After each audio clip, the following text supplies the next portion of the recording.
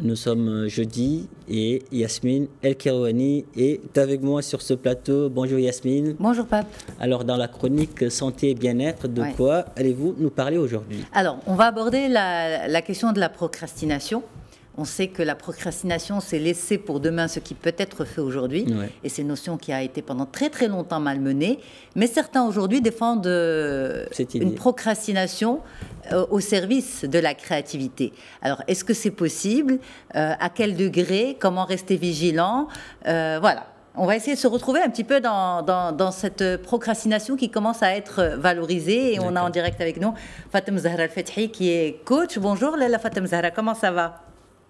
Bonjour, bien, alhamdoulilah. Un plaisir de vous avoir. Alors, justement, c'est ce que j'expliquais à Pape et à nos téléspectateurs, c'est que la procrastination a pendant très très longtemps été vue d'un mauvais œil, malmenée, et aujourd'hui on entend dire qu'au contraire, la procrastination pouvait être au service de la créativité. Est-ce que c'est vrai, Fatem Zahra? Alors, parfaitement. Comme vous venez de le dire, procrastiner, c'est reporter, c'est repousser ce que j'ai à faire aujourd'hui et le retarder pour plus tard, pour faire autre chose. Maintenant, il y a deux sortes de procrastination. Donc, la procrastination visible et dont nous sommes conscients et qui est la conséquence de devoir faire un travail, une tâche dont je n'ai pas envie, qui m'incombe, mais que je suis obligée de faire. Maintenant, il y a une deuxième procrastination que je pourrais appeler intelligente et bénéfique, qui permet à l'esprit pas de s'évader, mais de prendre une pause, de lâcher prise, de se déconnecter un petit moment pour repartir du bon pied. Voilà. Parce qu'il a été démontré que l'esprit humain ne pouvait pas être concentré plus d'une heure sur une même activité.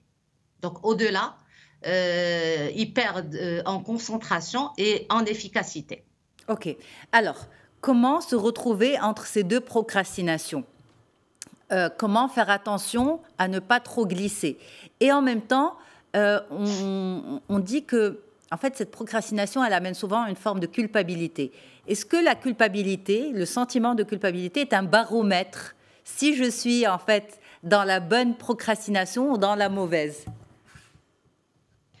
Alors, la culpabilité, elle peut apparaître quand je suis dans la mauvaise procrastination, justement. La culpabilité et l'anxiété aussi.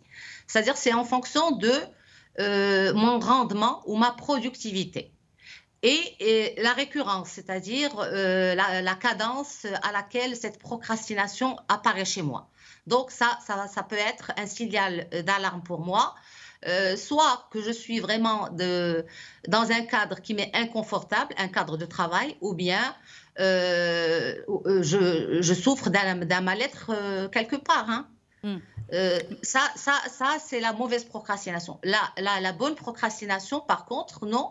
Je suis bien, je procrastine, oui, certes, j'en suis consciente, mais c'est bénéfique pour moi et ça me rapporte énormément. Et pour l'entreprise pour laquelle je travaille et pour moi-même.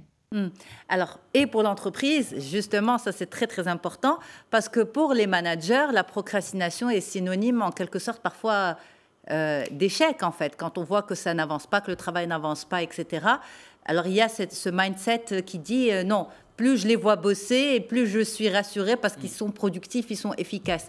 Alors que donc il faut que même le management accepte en fait cette idée que la procrastination fait partie d'un processus de création. Peut être positive. Pardon? Il peut être positif aussi. Peut être positif, absolument. Il y a la mauvaise procrastination qui va vraiment m'amener à l'échec, à la déchéance, et il y a la bonne. Et ça va apparaître dans mon travail, dans ce que je fais, dans le résultat du travail fourni, de la productivité de l'entreprise. Tout ça, il faut que le manager le voie et le comprenne. Je procrastine, oui, mais ça me fait du bien, je m'écoute. Le travail, en fait, c'est s'il doit être bien fait, il n'est pas basé sur une question de temps. C'est pas parce que je reste peut-être acharnée sur un dossier 5 heures d'affilée que le travail va être bon à la fin. Non, c'est pas comme ça que ça se passe, et vous le savez d'ailleurs. Il suffit peut-être que je travaille une demi-heure, bien reposée, bien concentrée, et que le travail se fasse et rapidement. Donc, il se fera bien.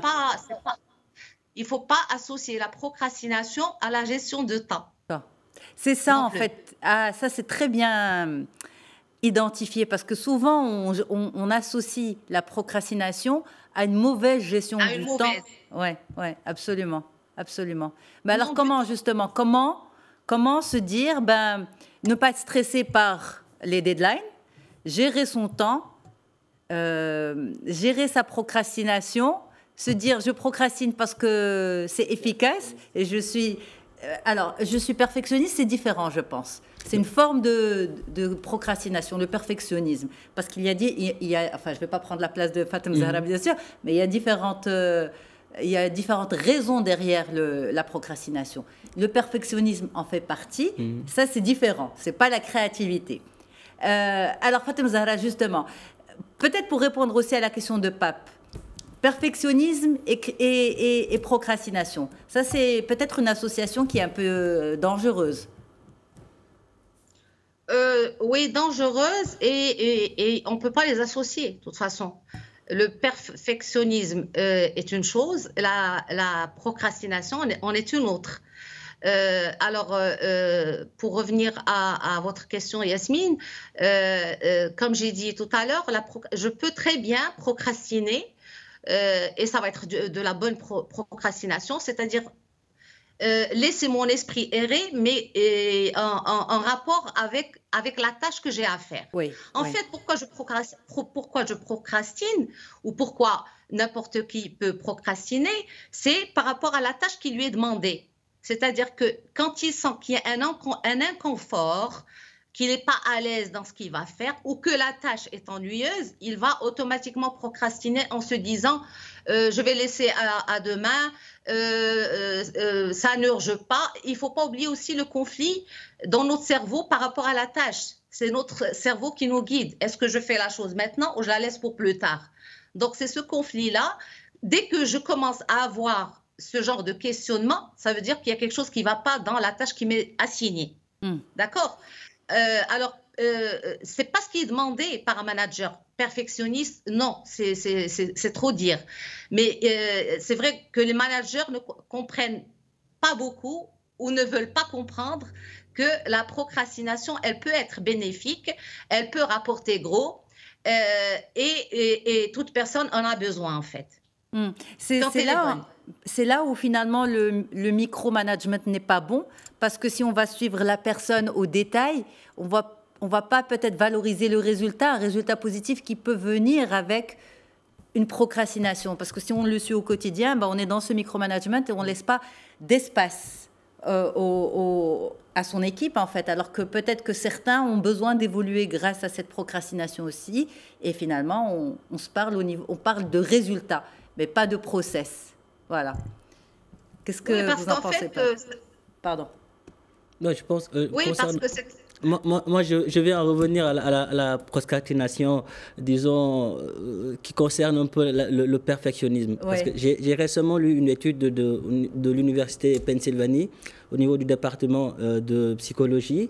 Et là, qu'est-ce que l'étude nous montre? L'étude nous montre que les gens qui sont perfectionnistes, peuvent être des procrastinateurs. Ils se cachent derrière ça, voilà, ils cachent leur angoisse et leur peur. C'est ça. Et donc, de là, donc, ils ne peuvent plus se culpabiliser, quoi. Donc. Oui, bon, on en parlera une autre fois, absolument. Ça, c'est une étude, justement, qui a été vérifiée. Et voilà, c'est une forme d'angoisse, en fait. Mais on ne va pas prendre la place de psychologue ici. Là, on parle de procrastination en milieu professionnel, respecter aussi ce côté-là de la créativité qui vient avec la possibilité de réfléchir et éviter le micromanagement. Ça vous va comme conclusion, Fatem Zahra?